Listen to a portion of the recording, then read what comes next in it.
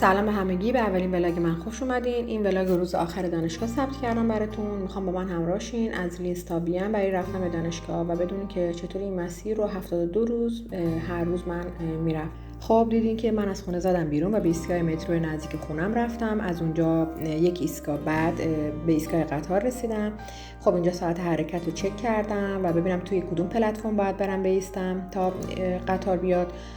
خب سکوی 7 من باید بریم که سوار قطار بشیم.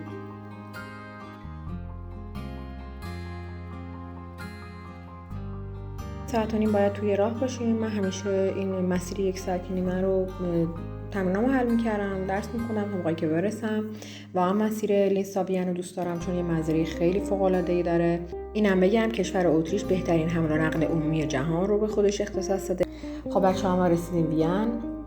از نظر من ایستگاه وین یکی از قشنگترین ایستگاهایی که من تا حالا دیدم. من همیشه وقتی به ایستگاه وین میرسم از اینجا باید سوار مترو شم.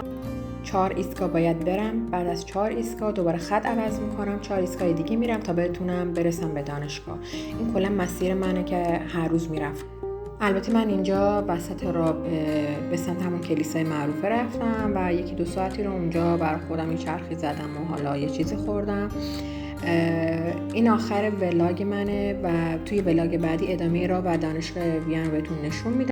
سلام مجدد به همگی. خب بچه‌ها من بعد از 4 ایستگاه باید خطمو عوض کنم و با خط 4 ایستگاه دیگه برم که به دانشگاه برسم. اینم دانشگاه من. بچه‌ها یه نکته اینجا بگم، برای کورس های زبان شما باید توی دانشکده هایی که زیر نظر اشواق زندخم هستن کلاسای زبانتون اونجا بگذرونین تا به سطح B2 یا C1 برسین. اینم ورودی دانشگاه و کلاس من.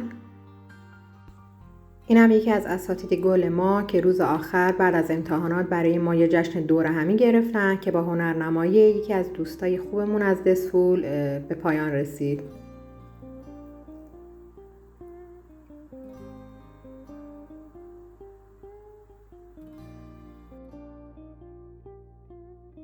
من باز بعد از 8 ایستگاه به ایستگاه قطار وین رسیدم.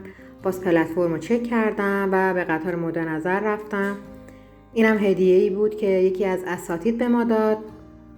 بچه من با این کلیماتیکت هر روز به وین میرفتم. حالا کامل راجبش صحبت میکنم براتون. اینم ایستگاه لینز و بالاخره من بعد از 10 ساعت به لینز رسیدم و این بود یه روز کامل من.